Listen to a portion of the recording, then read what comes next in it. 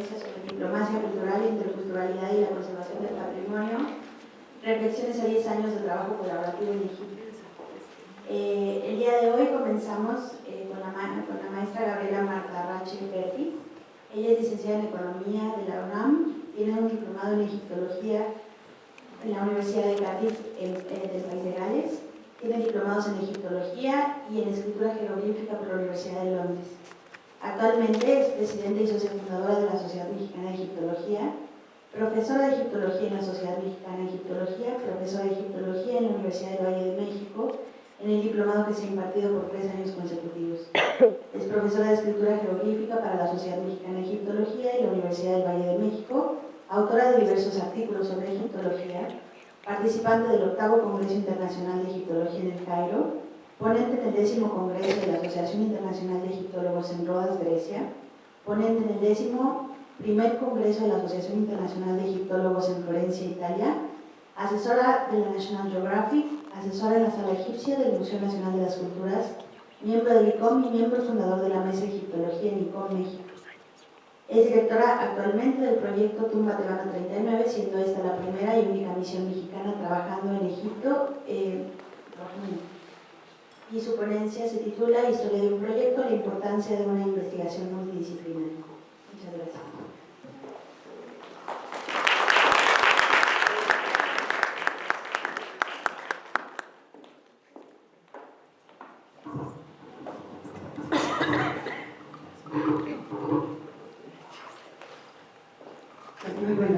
Muy buenos días. Miren, yo vengo a platicarles de veras la historia de un proyecto. Esto era un sueño. Había habido mexicanos trabajando en Egipto, por supuesto. La museografía del Museo de Asuán, el Museo Nubio, está hecha por Pedro Ramírez Vázquez. O sea, hubo un ingeniero trabajando en el salvamento de los templos nubios. Hubo un fotógrafo mexicano trabajando para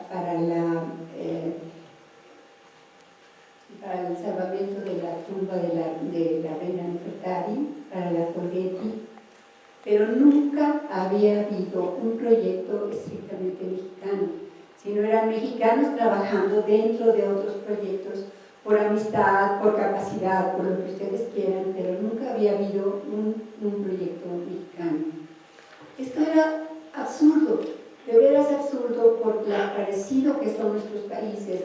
Tenemos un patrimonio increíble que no podemos ni siquiera sacarlo porque no tenemos la forma de mantenerlo. Ustedes sufren eso en carne propia y por eso lo comprendo.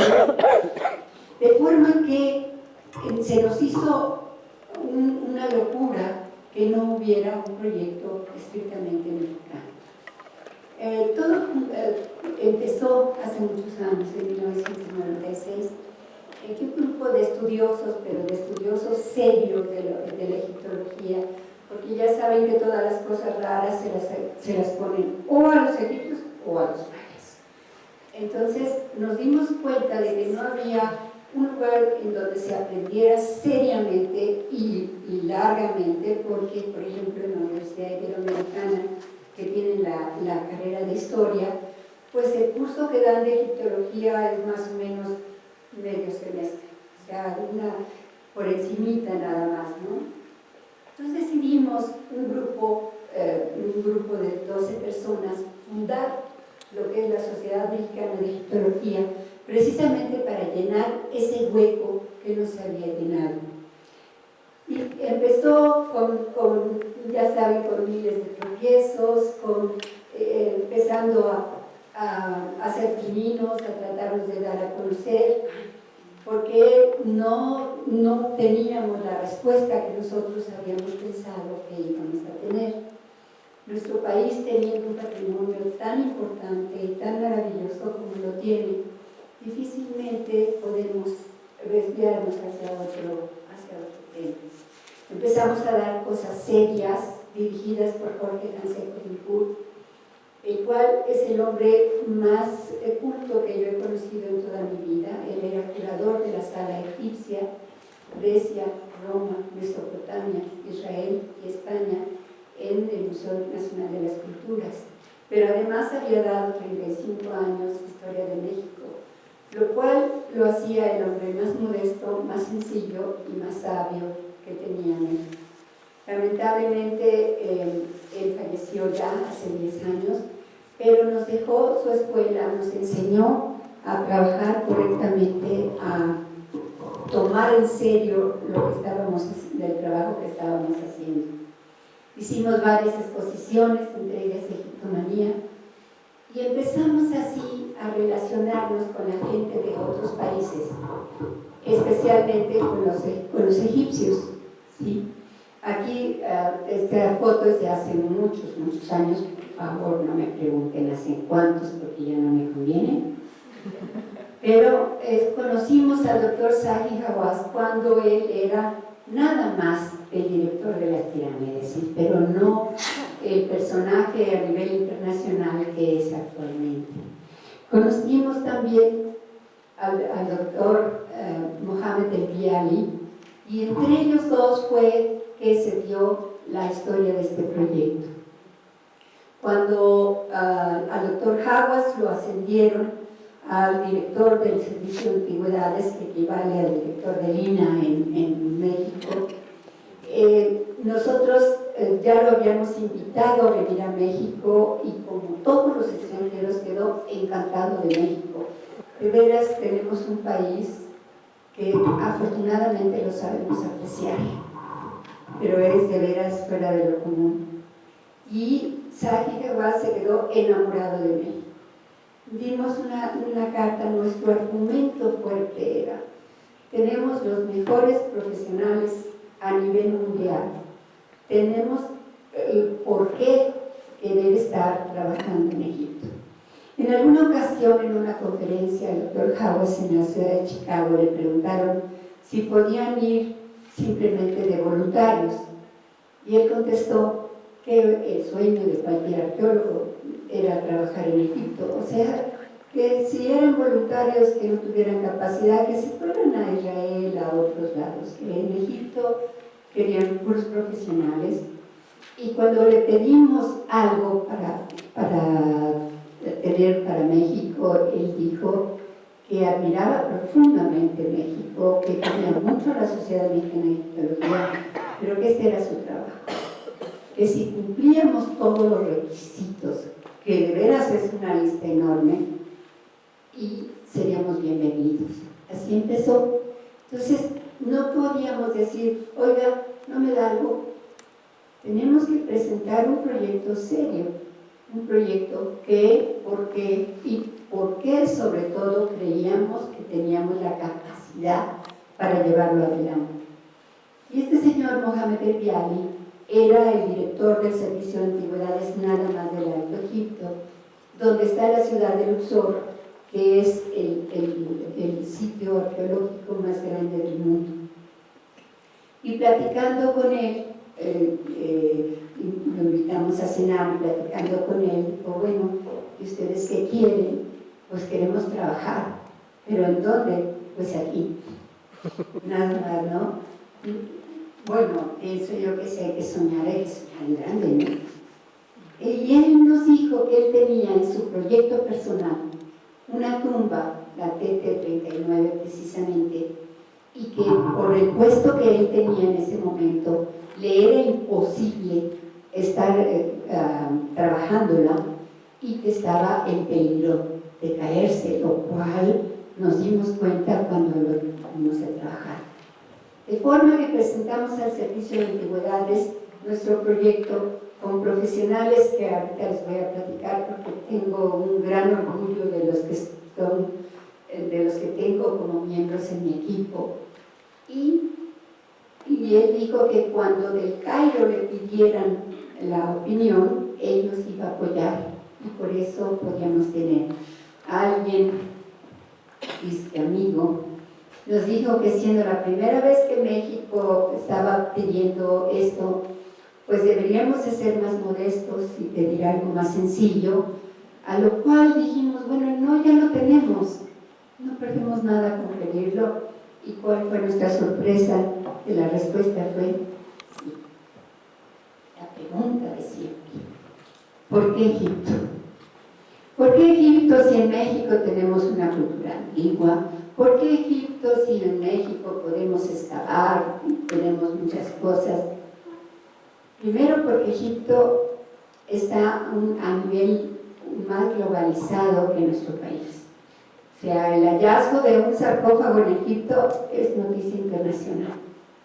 Y era momento de que los profesionales mexicanos se dieran a conocer en un mundo globalizado y en una materia que casi todas las universidades, sea americanas o europeas, tienen la especialidad de egiptología.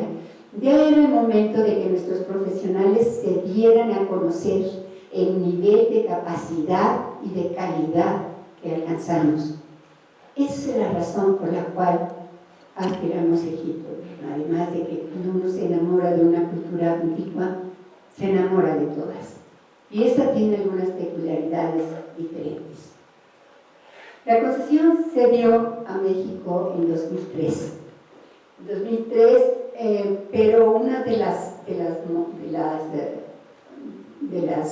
peticiones dentro del pliego petitorio era que teníamos que tener el apoyo institucional de un museo o de una universidad.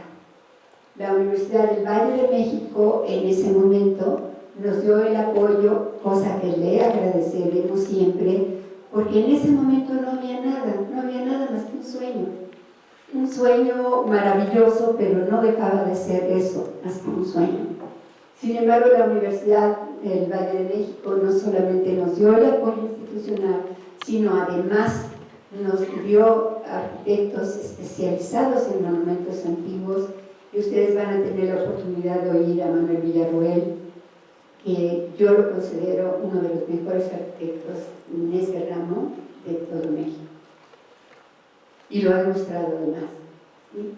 En 2003 invitamos al Dr. Hawass, hicimos una comparación de la cultura maya y la cultura egipcia. Y ahí los que dábamos las ponencias fuimos los más sorprendidos de los paralelismos que había tan impresionantes. Pero no hubo influencia en uno en el otro, ni geográfica ni cronológicamente coinciden las culturas. Cuando la nuestra empieza, la egipcia ya está prácticamente terminada. De forma que nos invitó a Nueva Orleans, donde estaba presentando su nuevo libro, y ahí fue donde nos dio la noticia de que nuestro proyecto estaba aceptado. Estaba aceptado, pero empezamos a buscar en internet, y ustedes que son homosapiens.com, encuentran todo en internet. Pues de la TT39 no había absolutamente nada. Había solamente señales de que los murales estaban en el piso estaban los murales, estaban en muy malas condiciones. Eso era todo lo que sabíamos. Entonces la primera misión fue ir rápidamente a ver qué tigre de Bengala nos habíamos sacado, ¿no? La Secretaría de Relaciones Exteriores nos ha ayudado lo más que ha podido. Ahí está María Carmen Oñate y Jaime Malar, que nos visitaron para ver el proyecto. Pero en especial agradecemos al Instituto Nacional de Antropología e Historia. En especial porque cuando ha podido, nos ha ayudado. Y cuando no ha podido, cuando menos nos ha dado las comisiones, que es importantísimo. Y aunque no nos hubiera dado nada de eso, la parte medular del equipo está formado por profesionales que se hicieron dentro de Lina, lo cual era algo que nosotros íbamos a presumir y habían sido producto de este maravilloso instituto. Angelina Macías, prometo no leer esto. Angelina Macías tiene 55 años trabajando en arqueología.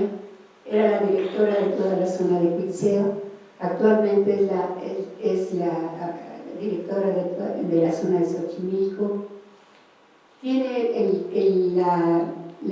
récord de tumbas de tiro excavadas en América Latina. Ha excavado en Perú, en Colombia. Ustedes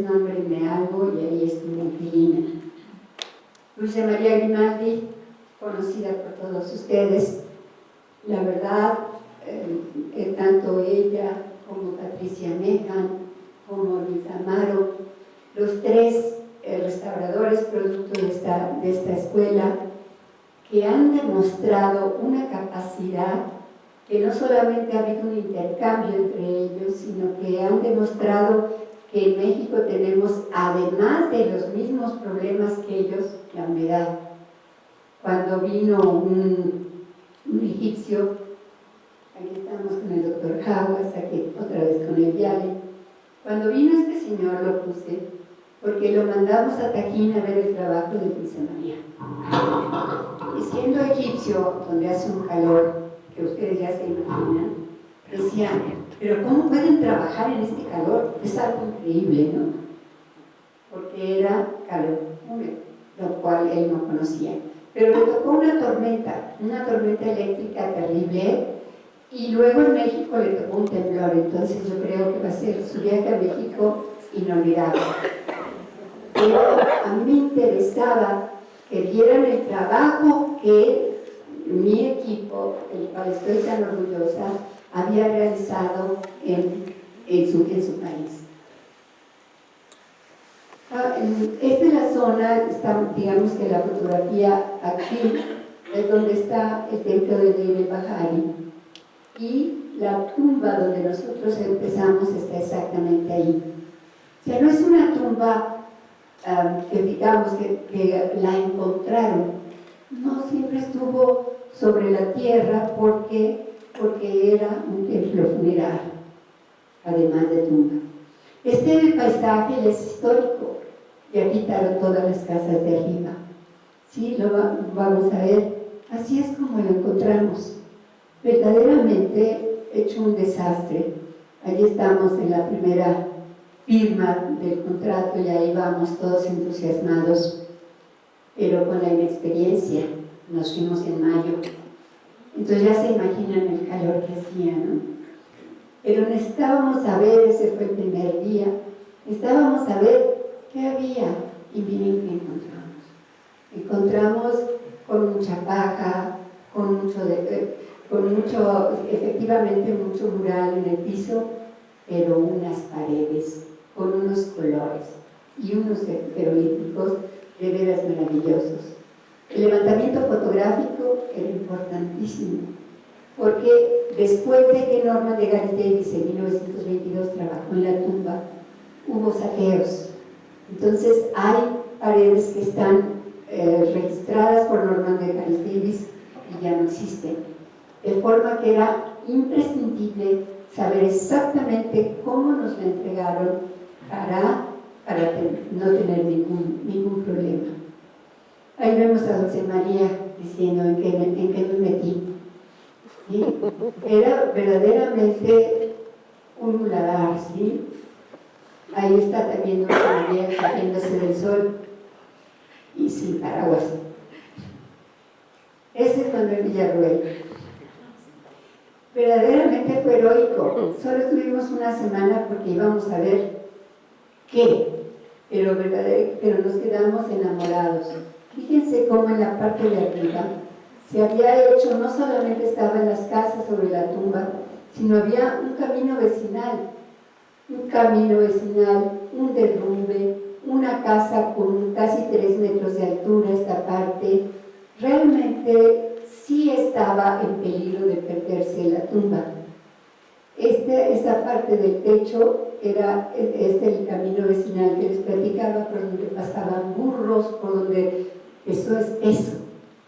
Todo eso nos dijeron los arquitectos, había que cambiar el techo porque ya no era posible. De eso les platicará con más detalle el arquitecto.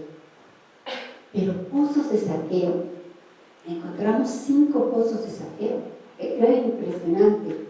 Este señor está deteniendo las piedras y le decía yo, oiga, ¿no puede quitarse tantito? Y dijo, no, porque se me vienen encima.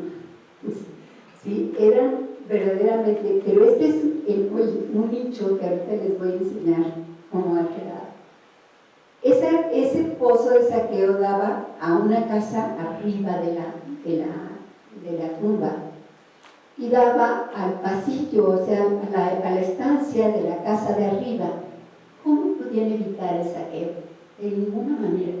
La única forma que el doctor House encontró para evitar el saqueo fue tirar todas las casas, todas. Sí, lo acusaron de que estaba tirando la antigüedad y etcétera, porque claro, eran casas muy nuevas para él, tenían como 200, 300 años, eso es nada, ¿no? Y él dijo, estoy tirando lo antiguo tirando lo viejo para salvar lo antiguo. No era posible evitar el saqueo, había que sacar a la gente que estaba viviendo ahí. Al principio teníamos visitas constantemente, nos estaban revisando, tenían casi usen nada más el número, ¿no? Poco a poco nos fuimos ganando su confianza. Esta es la primera misión. Los proyectos, se presenta un proyecto al año y antes, al finalizar, se da un reporte preliminar. Los primeros trazos a mano hechos en 2005 por los arquitectos, apenas nos dábamos cuenta de qué era lo que teníamos en las manos. Angelina Maciel, mi arqueóloga, siempre me dice, no digas la tumba, porque la tumba se entiende un cuadrito con un sarcófago y un pozo y se acabó. Esto es todo un proyecto funerario, y efectivamente es un proyecto funerario. Tiene un patio que vamos a demostrar que era explanada, un pórtico, una fachada maravillosa, un corredor, 3 cámaras y un santuario. Pero ¿quién era este personaje? Porque nosotros que nos dedicamos a eso jamás lo habíamos oído nombrar. Y Dulce María les podrá decir que en este último congreso varias de las ponencias lo mencionaron, cosa que nos dio mucho orgullo. ¿Sí? William Blas significa el que está en el suelo. Y aquí claramente ustedes lo leen, pero clarísimo, ¿no? Pues sí, estaba. Él va a trabajar para 2 reyes, la reina Hatshepsut, que fue la única mujer que gobernó como faraón en una época de bonanza y de paz, y Tutmés III, que en mi opinión es el más grande de todos los faraones de la historia faraónica. Nunca el territorio, la frontera estuvo en las extensiones en que él lo logró. Y él trabajó para los dos, y hay muchos misterios alrededor de qué pasó con Hatshepsut, etcétera, ¿sí? Si él la mató, si nada más se retiró. Bueno, ya en otra ocasión les platicaré porque el chisme es grande. Pero empezamos a encontrar títulos y más títulos. Tiene 16 títulos de nobleza el señor William Brown, lo cual nos demuestra la importancia que tenía. La más importante era el segundo sacerdote de Amón. El segundo sacerdote de Amón era el tercero en poder en el país, ¿sí? Y era el faraón, luego el primer sacerdote y luego el segundo sacerdote. Él era el tesorero, él era el que distribuía los tributos a todo Egipto. O sea, era una persona excepcionalmente importante. Sin embargo, tiene otro título. Esta es una puerta falsa. Es falsa, se le dice puerta falsa porque es falsa. Ahora, era una estela que ponían en el lugar donde iban a dar culto. Entonces se supone, donde está esta estela, está el pozo, y abajo está la cámara funeraria con el sarcófago.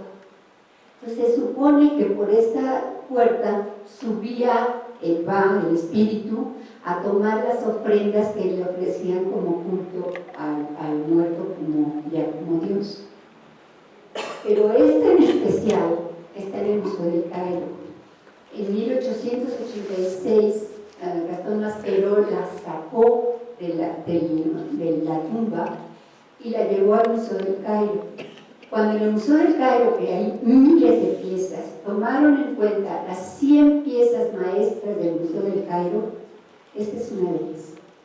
O sea, que ¿saben cuándo nos las van a devolver? Nunca. Estamos pidiendo permiso para hacer una réplica. Pero tiene 8 veces el título de Padre de Dios, que es algo así como el tutor del heredero, ¿sí? Que es sumamente importante. Esta es la zona en donde se encuentra. Miren, ven cómo termina la agricultura y empieza el más terrible de los desiertos. Este es donde está el templo de la reina y del rey para el que él sirvió. Y aquí hay un montículo que se llama Joja, en donde está la tumba de Tumbra. Los arquitectos de UVM me hicieron el favor de marcar las calzadas funerarias y la tumba de Puyumrá está exactamente sobre la calzada funeraria. Y todas las otras tumbas que están sobre las calzadas son muy posteriores. O sea que en el momento en que él puso su tumba ahí, y por eso no tiene la orientación que debería de tener, oeste, es porque él quiso estar en un lugar privilegiado, ¿sí? Entonces nos demuestra una vez más la importancia del personaje. Dice, aquí es otra toma. Por supuesto, los arquitectos han hecho no solamente menciones de la tumba, sino de la zona de Joja. Ahora, tiene una explanada. Se demostró que no había una cerrazón arquitectónica y por lo tanto esta parte central va a ser un templo funerario. Un pórtico, muy pocas tumbas tienen pórtico, una fachada increíble, un corredor. La cámara central, que debido al tamaño del santuario y las paredes, las representaciones de las paredes, demostramos en el Congreso en Rodas que es un templo funerario. La cámara que nosotros llamamos norte, donde estaba la puerta falsa, y la cámara sur, donde hay un nicho. La cámara que nosotros por lo pronto le llamamos norte pertenece a Puyumrá, o sea, era la de él. Pero la del sur pertenece a su esposa. ¿Por qué? Porque ella era tan importante como él. Ella era la hija del primer sacerdote de Amón, pero además era la esposa del dios, que era un título que implicaba una posición muy fuerte económica y políticamente. La fachada, les decía yo, incluso aunque se haya perdido, todavía tenemos restos de una columna, es todavía muy impresionante, pero miren la calidad de la jeroglífica. Está hecha sobre la piedra. Aquí nos están revisando, las grietas eran muy importantes, el salvamento fotográfico, les decía yo, pero los arquitectos me dijeron, hay piedritas sueltas y hay grietas importantes, nadie puede entrar más que con casco. A lo que les dije, si se cae esto con todo el casco, te vas a estar chinando. Pero se estuvo haciendo, Manuel les platicará exactamente el sistema, porque acuérdense que ya hay reglas. Esta es otra parte que estábamos salvando y vean cómo este hombre está puliendo, tiene un pulidor en su mano, está puliendo una jarra y está aprovechando el brillo para rasurarse. O sea, pensamos que dejan puras cosas importantes y no, también dejan cosas interesantes. Donde hay jeroglíficos de color, vean la calidad, los ojos del búho, las plumas. O sea, sí, hay mucho que restaurar. Patricia ya les platicará mucho de eso, pero la calidad del relieve, los colores que tienen, creo que es algo que cuando logremos abrirlo al público como un proyecto mexicano va a ser un triunfo muy grande. Esos son los pozos de saqueo. Estos se los puse por lo siguiente. Les decía yo que hubo robos después de Normandy García, ¿sí? Lamentablemente hay partes que están cortadas con sierra eléctrica. O sea, una infamia, cortaron las paredes. Pero si ellos en lugar de hacer eso, esta puerta estaba con piedras, no crean que le echa piedras una encima de la otra. Y cuando nosotros abrimos eso, nos encontramos un gran tesoro. O sea, si los ladrones, en lugar de ponerse a cortar, hubieran quitado esa pared, bueno, Coyuntra estaría por todo el mundo. Había muchísimos datos de muchísimas cosas. Había que documentar de inmediato, había que clasificarlo. Hay hallazgos mexicanos, porque hay, si ustedes encuentran cosas que de su tumba, bueno, de la tumba que están restaurando, no es hallazgo. Pero si hay algo que no pertenece a la tumba y existe, es un hallazgo. Entonces ya hay un libro de hallazgos mexicanos, como un archivo en SOR, que ha sido otro de los grandes logros de esta primera misión. Encontramos una estela que, aunque fragmentada, es la dinastía 13, muy importante. Encontramos conos funerarios con inscripciones, encontramos ushaptis, uno en especial muy interesante porque es una mujer de madera que lo tenemos guardado para poderlo salvar. Empezamos a encontrar las piezas, a limpiar, a curar las paredes. Estos les van a hablar los restauradores con más calma, pero yo les quiero platicar el pleito de los arquitectos y los restauradores. Y esta pared, vamos a poner aquí la puerta falsa si nos dejan copia, pero hay varias piezas de aquí. Entonces, ¿y cómo va a quedar? ¿Y qué acabado le vas a dar? ¿Y cómo lo vas a hacer? Cuando menos el pleito es en la tumba, pero llegando a comer se olvidan las diferencias. Manuel Villarruel, el arquitecto, empezaron a usar las máquinas para empezar a que las piedras les hablaran, pero miren, a veces el trabajo es agotador. Patricia no solamente encontraba piezas grandes, importantes, sino después de hacer todo el estudio de la tumba, fueron colocando piezas grandes como esa, pero también en el caché que les platiqué, pedazos que correspondían. Miren ahí Dulce María casi a punto de dar a luz. Y creímos que iba la columna a una moto. Qué cosa, ¿no? Pero tuvieron que poner el dintel que se había caído, ahí discutiendo entre los dos cómo lo iban a hacer, y así es como está actualmente. Creo que del señor que estaba tapando el hoyo a lo que está ahorita, bueno, no tiene punto de comparación. Pero todos nos sorprendemos de las cosas grandes, y no, también miren, los pequeñitos también son importantes. Patricia les platicará, ahorita no lo recuerdo, pero van más de 200 piezas que se han colocado a su sitio original. Los rompecabezas enormes, pero lo que ahorita estamos haciendo son las puertas, porque las puertas de las dos cámaras de él y de ella tienen un distinto color. Entonces dijimos, no, pues va a ser muy sencillo encontrar cómo. Para nada, fue bastante complicado. Ahorita está así en lo que se colocan las piezas. Estos son los dibujos que hizo Manuel en su momento para ver, fíjense el tamaño del pozo de esa.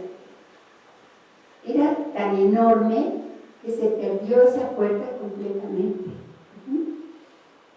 Y bueno, ahorita está así, pero las piezas, ¿de dónde las iban a colgar? ¿Del aire? Pues no, empezaron Patricia, Jesús, a juntar las piezas que hay.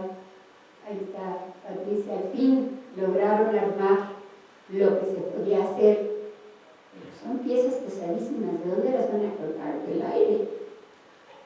Bueno, los arquitectos las dibujaron, y este año 2 nuevos arquitectos de la UVM, que de veras estoy muy orgullosa también, alumnos de Manuel Villarruel, por supuesto, que están haciendo su servicio social en la 739. Entonces era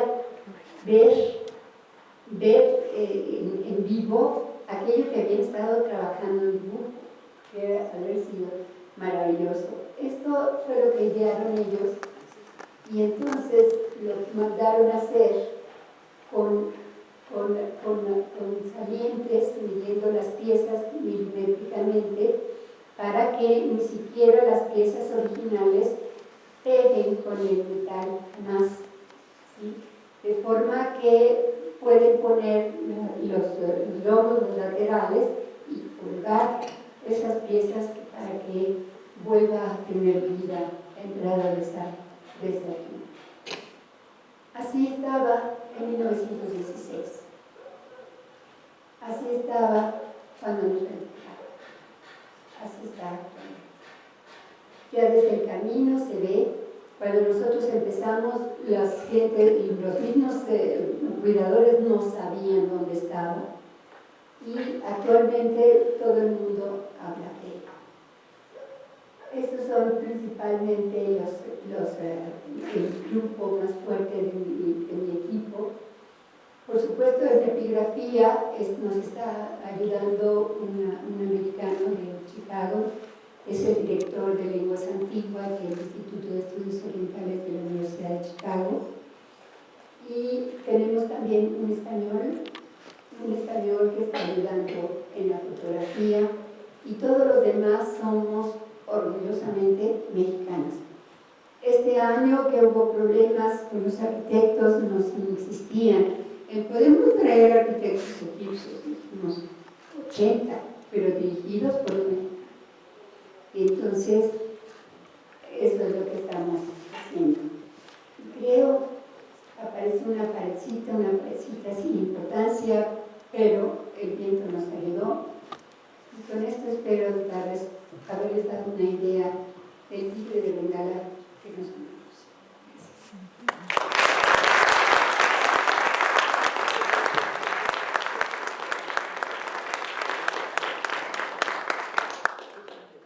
¿Alguien tiene alguna pregunta?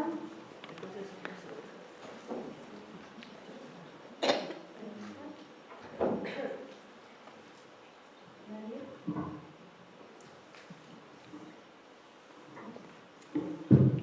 Pues muchísimas gracias. Soy el ingeniero Eduardo García. Él es ingeniero por el Tecnológico de Monterrey, con maestría en sistemas computacionales por la misma institución. Tiene un doctorado en la Universidad de Rennes, Francia, en redes neuronales. Actualmente se desempeña como vicerrector institucional de Ingeniería, Diseño y Arquitectura de la Universidad del Valle de México. Y nos presenta su ponencia la relación institucional de la UVM y la Sociedad Mexicana de Egiptología dentro del proyecto. Bien a todos, para mí es un placer estar aquí con ustedes y pues agradecer al Instituto Nacional de Antropología e Historia que esté hospedando este evento. Y pues más que una ponencia era dirigir unas palabras de agradecimiento a todos los participantes de esta maravillosa aventura, de esta expedición, de este trabajo que nos va a permitir rescatar patrimonio de la humanidad, que es la TT39. Y hablo mucho de agradecer y también de felicitar la colaboración. Hoy en día, yo frecuentemente a mis estudiantes les digo, los premios Nobel que se consiguieron para darle reconocimiento a una persona. Y podemos citar en la historia muchos premios Nobel. Si vemos los premios Nobel dados en los últimos años, se entregan a equipos de trabajo, equipos que están incluso en polos opuestos del globo, chinos que trabajan con escoceses, irlandeses que trabajan con gente de Singapur, norteamericanos que trabajan con africanos. Hoy el globo se vuelve más pequeño, el mundo es más pequeño, y no podemos trabajar ni obtener los mismos resultados de manera independiente que si lo hacemos en equipo. Creo que aquí es donde entra el trabajo que hemos ido desarrollando y sumando cada vez más participantes. Hablamos de la Sociedad Mexicana de Egiptología, que pues hace 10 años se acercó a la UVM buscando socios para esta aventura. Inmediatamente se han subido gente del Instituto Nacional de Antropología e Historia y otras entidades como pudimos ver hace un instante, la Universidad de Chicago, a través de Berger, y otras instituciones que han prestado talento para lograr Muchas gracias. Para lograr este resultado, que pareciera que es poco, porque no es tan visible, pero una vez que esté abierta esa tumba, créanme que va a ser todo un regocijo poderla visitar, realmente rica en historia, rica en jeroglífico, rica en un patrimonio que vamos a poder ofrecer al mundo desde el trabajo de mexicanos, porque como mencionó la licenciada Rache, es un trabajo dirigido por mexicanos, un trabajo que fue cuestionado en algún momento el por qué los mexicanos podían intervenir en Egipto si no había una misión 100% mexicana. Hay mexicanos que han participado asociados a ingleses, a italianos o a otras nacionalidades como líderes de misión, pero la primera mexicana es esta. Y creo que la respuesta era muy fácil cuando se hacía la pregunta ¿por qué México? Creo que México tiene una riqueza importantísima con culturas milenarias, hablamos de los mayas, los mixtecos, los olmecas, y hemos trabajado mucho en la restauración de nuestro propio patrimonio. Entonces, ¿por qué negar la oportunidad a los mexicanos de participar en otros lados? Este acercamiento que tuvo la Sociedad Mexicana de Egiptología, que yo agradezco nuevamente la oportunidad, nos ha permitido incursionar como universidad, sobre todo en el área arquitectural. Es cierto que nosotros como universidad no tenemos una carrera de historia, de restauración, que también siempre me preguntan, ¿y la UVM tiene historia de restauración? No, pero tenemos arquitectura. ¿Sí? Y creo que es una gran oportunidad de desarrollar arquitectos con una visión diferente a la solamente construcción de rascacielos o de complejos habitacionales. Creo que hay un tema de recuperación del patrimonio, integración de ese patrimonio en el entorno, generar sustentabilidad y sustentabilidad histórica, es decir, que la historia pueda, pueda imprimirse en nuestro presente y futuro y preservarse. Y creo que esa es una labor donde afortunadamente nuestros arquitectos han podido mostrar sus capacidades, liderados por la Academia en Campus Querétaro, y qué mejor que introducir ahora estudiantes, que también hay que hacer notar, es la primera misión que ha autorizado estudiantes de pregrado, hablo de estudiantes de licenciatura, en participar en este tipo de trabajos. Normalmente el Supremo Consejo de Antigüedades solo autoriza estudiantes de posgrado en tesis, sean maestrías o doctorados. Nosotros tenemos estudiantes de pregrado que han mostrado muy buenas capacidades y han desarrollado cosas muy interesantes, como mencionaba el CCRH, para incluso sostener algunas partes de la tumba y poder integrar piezas que son de alto valor. Entonces, creo que esta suma de talentos entre la Ciudad Mexicana, la parte arquitectural de la UVM y el Instituto Nacional de Antropología e Historia, que nos ha facilitado también talento para la parte arqueológica formal y la parte de integración y restauración del patrimonio histórico, pues creo que ha sido la suma donde 1 más 1 no da 2, sino 1 más 1 es 4. Y creo que ese es lo que yo podría rescatar de estos trabajos. Y reitero, una felicitación, un agradecimiento a lo que está haciendo este equipo, que espero que no quede aquí, espero que después de que esta tumba se pueda abrir al público, e incluso también quiero aportar un proyecto que traemos junto con la Sociedad Mexicana de Egiptología, es que esta apertura al público no solo se quede en la gente que pueda vivir o estar metidos en Egipto. Queremos ver la posibilidad de llevar este proyecto al mundo virtual, y ahí es donde entran otros participantes de la universidad y quizás de otras instituciones. ¿Por qué no poder darle la oportunidad a cualquier persona del globo de poder acceder a la tumba y ver la riqueza que está ahí? Ya hemos hecho algunos experimentos, ¿verdad? De generar mundos virtuales y de impastar algunas imágenes, algunos videos.